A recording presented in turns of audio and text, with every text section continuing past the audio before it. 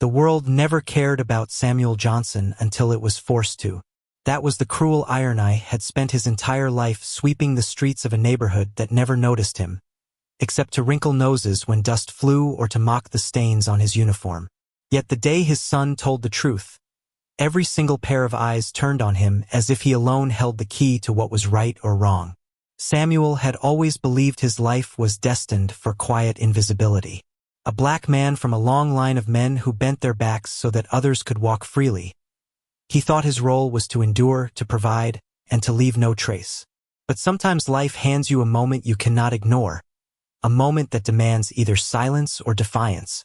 And that moment arrived the night his son whispered, "Dad, I'm gay."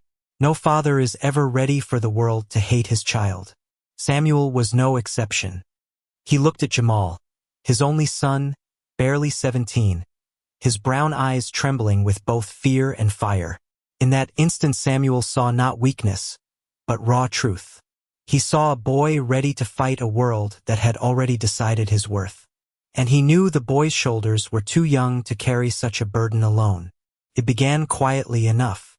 Jamal had been distant for weeks, skipping meals, locking himself in his room, the kind of teenage retreat every parent notices but hopes will pass.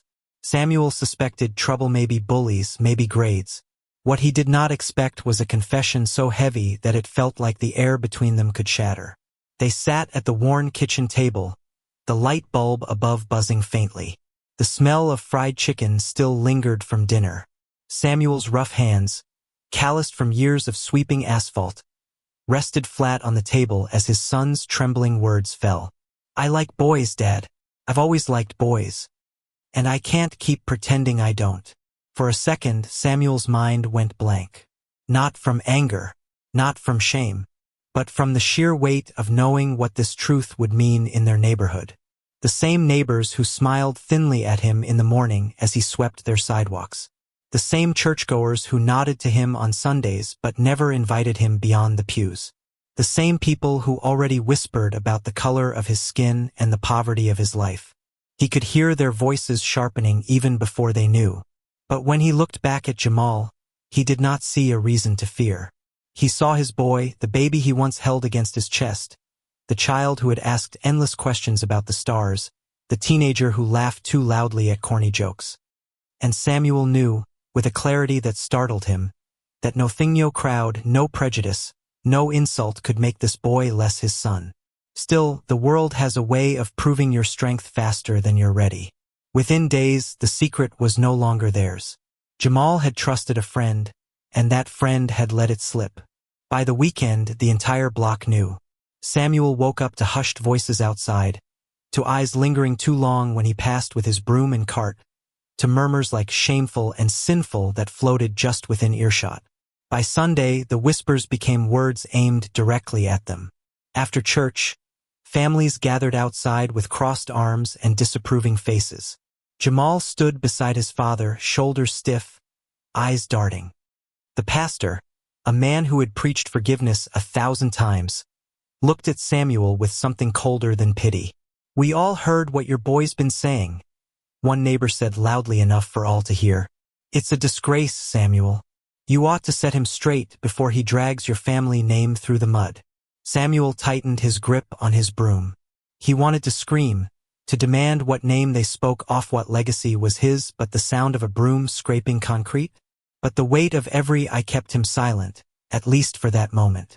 Jamal stood frozen, waiting for his father to answer, and Samuel felt the tremor in his boy's body like a second heartbeat. That night, Jamal broke. He slammed his door, cursed the world, cried until his voice cracked. Samuel stood outside the room, one hand against the wood, unsure whether to knock or leave the boy alone. He remembered his own youth growing up black in a town that didn't want him, learning to swallow insults whole because answering back could mean fists or worse. He remembered thinking the only way to survive was to stay invisible. But Jamal had chosen to be seen, and Samuel wondered if invisibility was ever truly survival, or just a slow kind of dying. 2 days later, everything boiled over. The neighborhood held a meeting, a thinly veiled intervention disguised as community concern. Samuel was invited, though it was clear he was not meant to speak, only to listen. The hall smelled of old wood and coffee.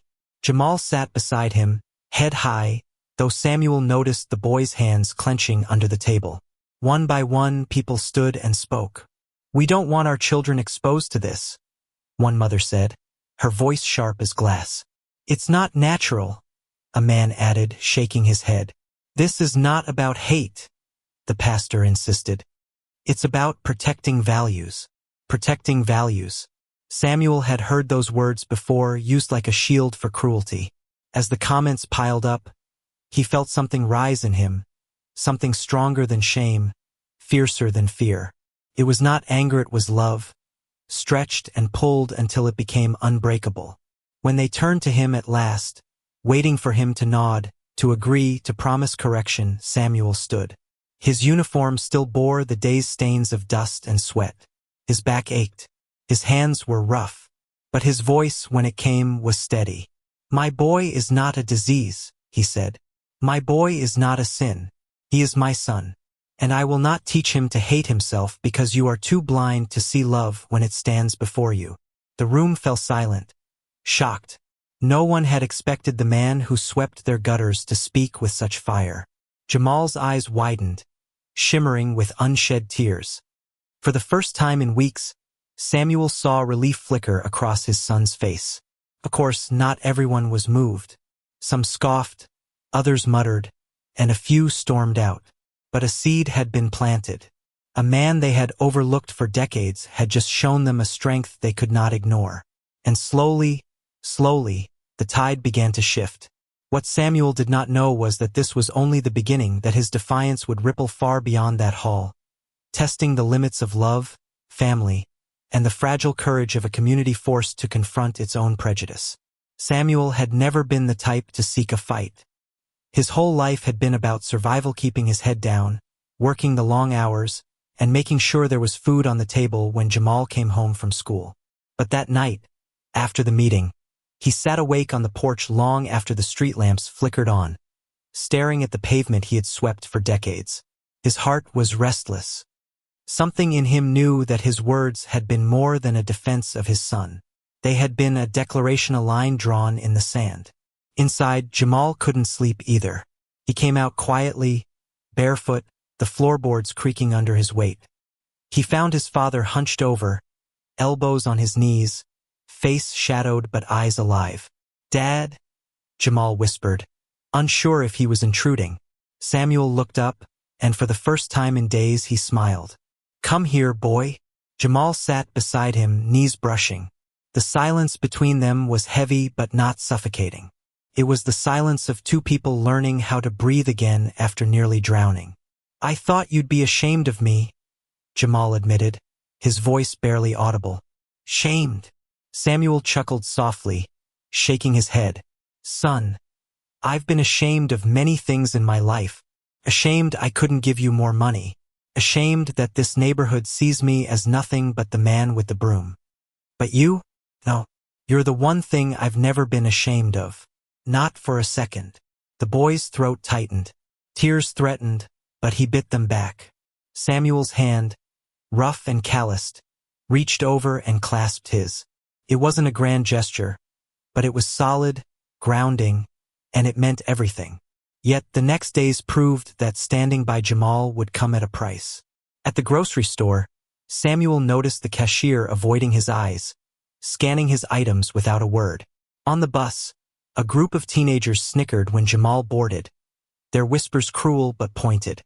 At church, the pews around them were noticeably empty, people shifting away as though proximity itself was contagious.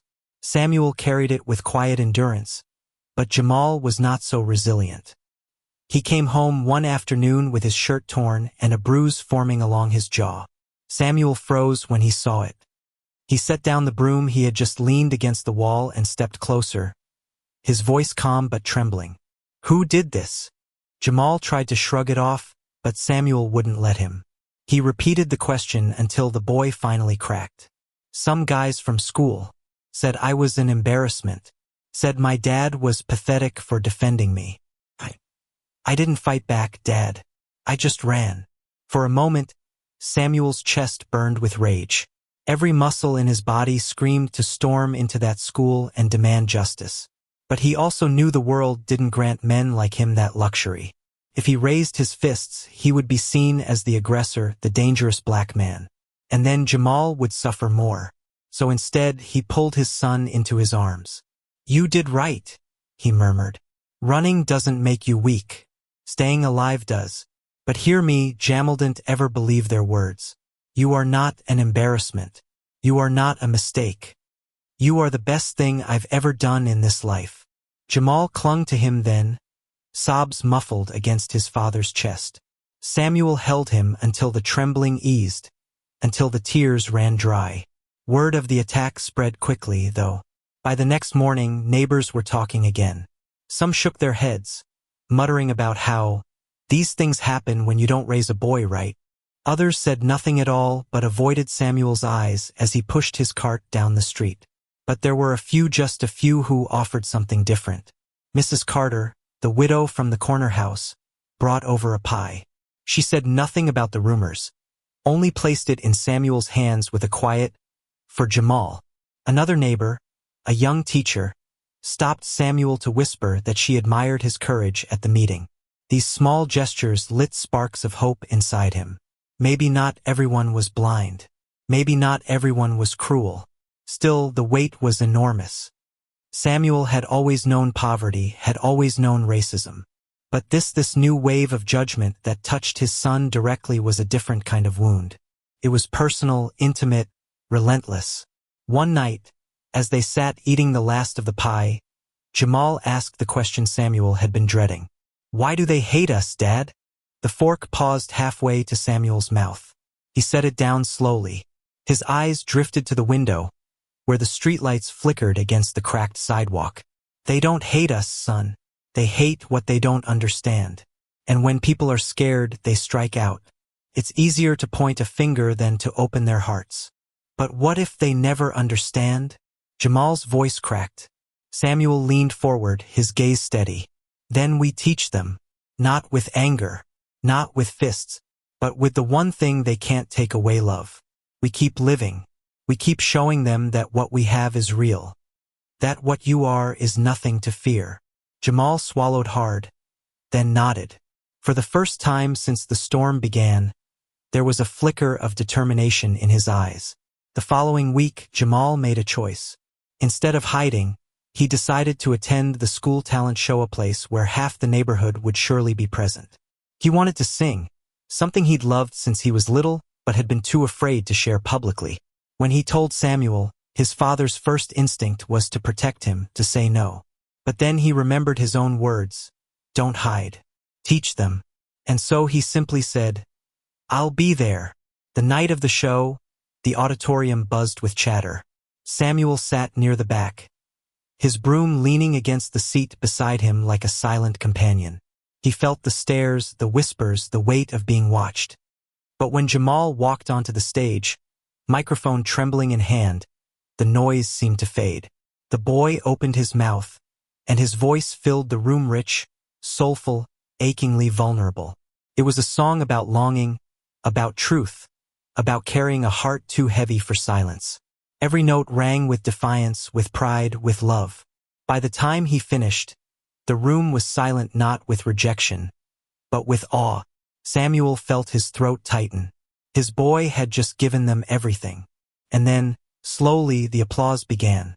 Not everyone clapped, but enough. Enough to make Jamal's eyes widen with shock. Enough to send a warmth spreading through Samuel's chest. After the show, some still turned their backs, but others came forward, hesitant, awkward, but genuine. One classmate patted Jamal's shoulder. A teacher told him his voice was extraordinary. Even the pastor's wife, eyes damp, whispered that maybe love took many forms. It wasn't a victory, not yet, but it was a crack in the wall. As father and son walked home that night, the golden glow of the street lamps spilling over them, Samuel felt something shift inside him. For years he had thought his life would pass unnoticed. His broom the only legacy he left behind. But now, because of Jamal, because of the truth neither of them would abandon, He realized they were changing something bigger than themselves. "Dad," Jamal said softly, looking up at him. "Thank you for not giving up on me." Samuel smiled, his hand resting firmly on his son's shoulder. "No, son. Thank you for not giving up on yourself." They walked on, side by side, the night heavy with shadows but touched by light, carrying with them the quiet, unshakable belief that even in the darkest places, love could teach the world how to see. The days that followed the talent show felt different, though Samuel knew better than to believe the war was won. For every smile that greeted Jamal, there was still a sneer. For every nod of encouragement, there was a muttered insult. Yet real change, always begins as a whisper before it grows into a shout. Samuel told himself that again and again. But the neighborhood had long memories. And in a place where tradition clung like ivy to crumbling brick walls, forgiveness came slow, if at all. One Sunday morning, Samuel and Jamal approached the church. The steps were crowded, congregants filing in, the pastor standing tall at the doorway. Samuel carried his Bible, worn and cracked, the same one his father had carried. Jamal walked beside him, head high but heart pounding. They made it halfway up the steps before the pastor raised his hand. "Brother Johnson," he said, his voice firm but heavy with judgment. "Perhaps today is not the right time." Samuel froze. His boy froze. The silence around them thickened. Some parishioners looked away, others stared openly. Jamal's jaw clenched. Samuel felt every eye burn into him like fire. "Pastor," Samuel replied, his tone calm though his chest ached. "If God's house is not for my boy, then it is not for me." And with that, he turned. Jamal followed, his eyes stinging, his chest hollow. They walked back down the steps, their footsteps echoing in the stunned silence. Behind them, whispers broke out like a wave. At home, Jamal slammed the door of his room, fury vibrating through his body. Samuel remained on the porch, staring at the horizon, the Bible still clutched in his hands. He thought of his father, of Sundays spent in stiff suits, of sermons that promised love and mercy. And he wondered what kind of God his neighbors worshiped, on of judgment, or one of compassion. But it wasn't just the church. That week, Samuel lost his job. No explanation was given. Just a quiet call to the office, a slip of paper, and a handshake that meant nothing. He stood in the street afterward, the sun beating down, the world spinning too fast. For years he had swept those roads. For years he had been invisible. And now, suddenly, he was too visible, too loud, too much. When Jamal found out, he blamed himself. "It's because of me," he said, fists clenched, tears threatening. "You lost everything because of me." Samuel took his son by the shoulders, his voice fierce. "Listen to me. I didn't lose everything. I still have you. And that's more than enough. Work is work, boy. They can take the broom from my hands, but they cannot take the love from my heart." But deep down, Samuel knew the fight had reached a new level. It was no longer about whispers or glances. It was about survival. Without work, bills loomed larger. Without acceptance, isolation grew heavier. And without faith, despair crept close. Yet Samuel refused to let despair win. He began sweeping streets anyway, volunteering, unpaid. He did it not for recognition but for dignity. Neighbors watched from windows, some shaking heads, some whispering admiration they dared not voice aloud. Jamal, meanwhile, found courage in music. The talent show had lit something inside him, a fire he couldn't put out. He began writing songs, scribbling lyrics in notebooks, humming melodies late at night. His voice became his weapon, his refuge, his truth. And Samuel listened, proud though worried. The more visible Jamal became, the more danger lurked. One evening, danger came. Jamal was walking home from rehearsal when 3 boys cornered him. Words flew first: freak, abomination, your daddy's trash. Then fists followed. Jamal fought back this time, but he was outnumbered. By the time Samuel found him, called by a neighbor who had seen, Jamal was bloodied, lip split, shirt torn. At the hospital, as nurses stitched his wounds, Samuel sat by his side, rage boiling beneath his skin. "This ends now," he muttered. But what could he do? Go to the police? He had tried before, years ago, when he was younger, when someone had spat on him in the street. The report had gone nowhere. Men like him were not meant to be protected, they were meant to endure. Still, something inside Samuel shifted that night. He realized silence was no longer an option. If the world insisted on noticing him now, then he would make sure they noticed all of him, the father, the fighter, the man who would not let hatred crush his son. The next week, Samuel did something unthinkable.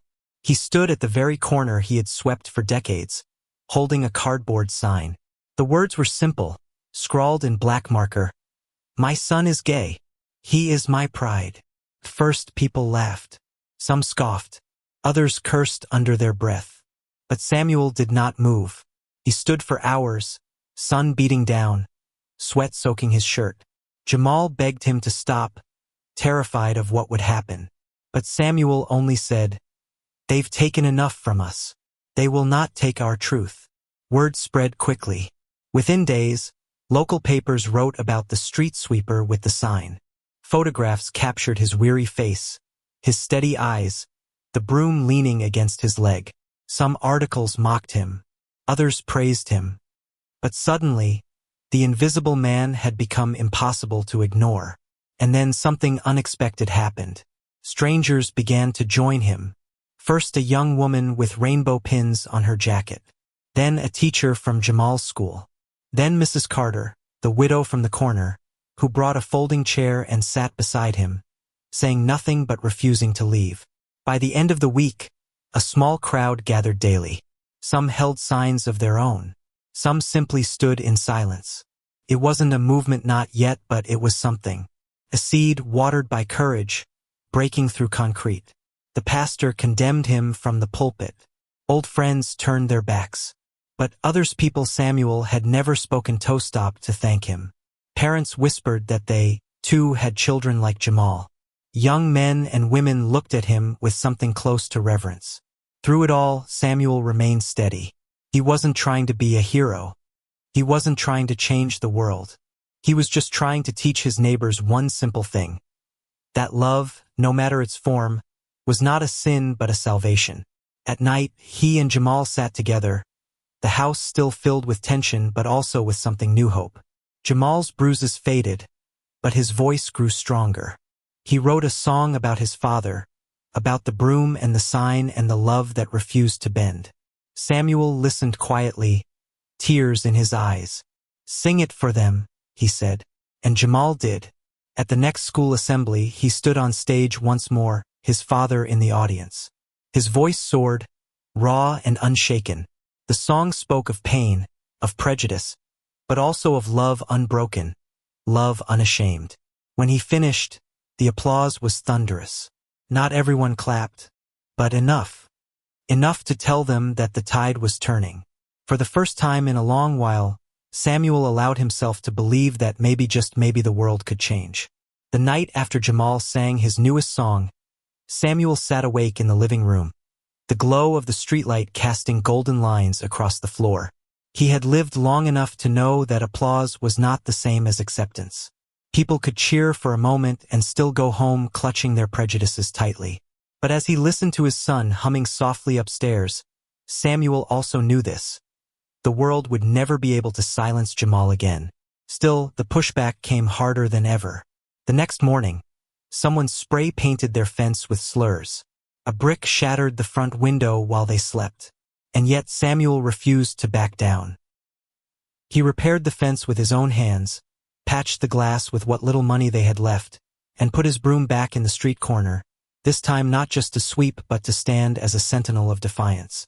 Jamal, though shaken, refused to hide. He began uploading videos of his songs online. At first, only a handful of classmates watched, leaving a mix of encouragement and cruel comments. But slowly the videos spread.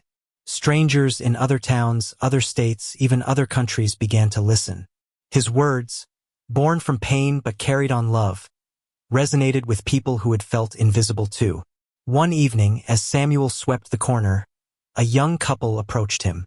Two men holding hands. They looked nervous, as though expecting rejection.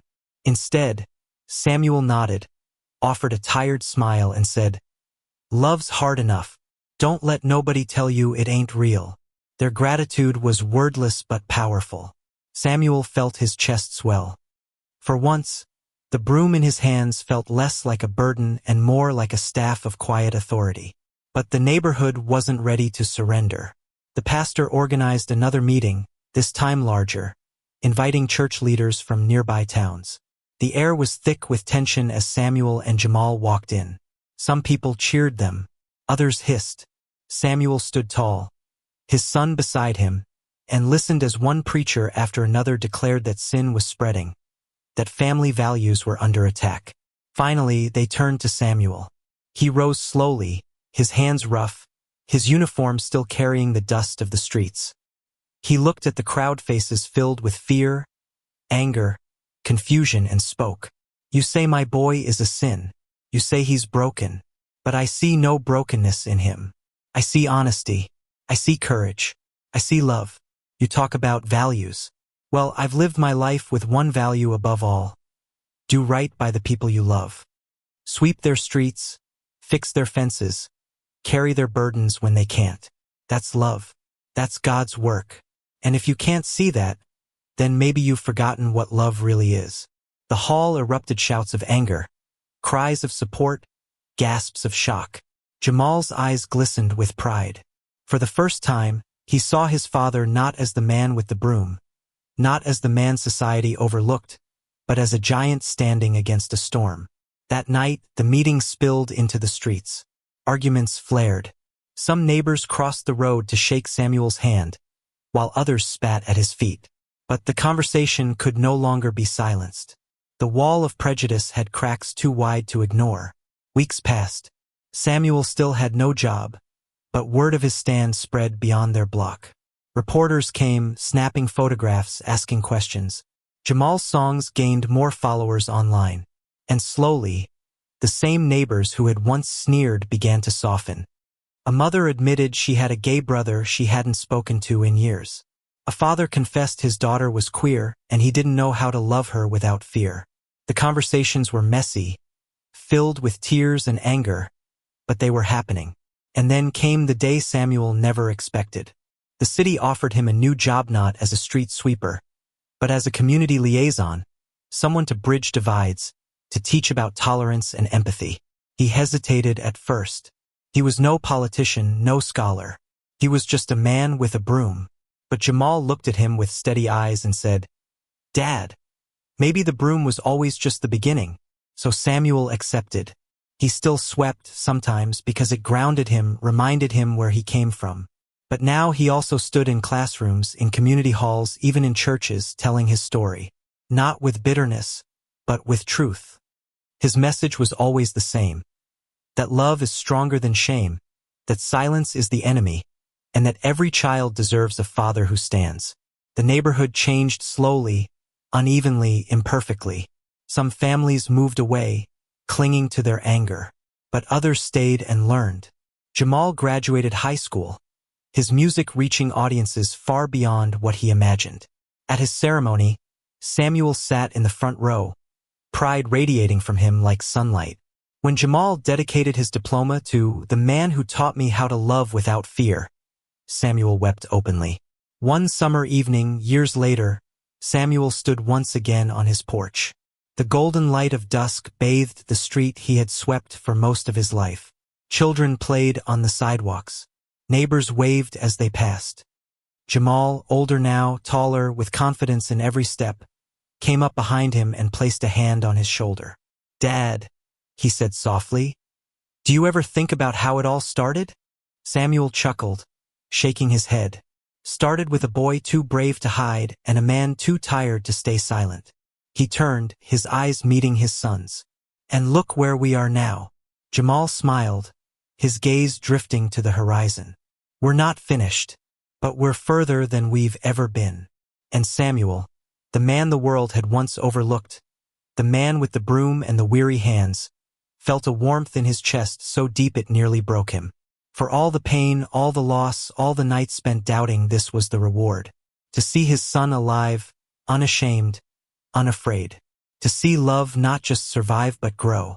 The world had tried to break them. Instead, it had made them stronger.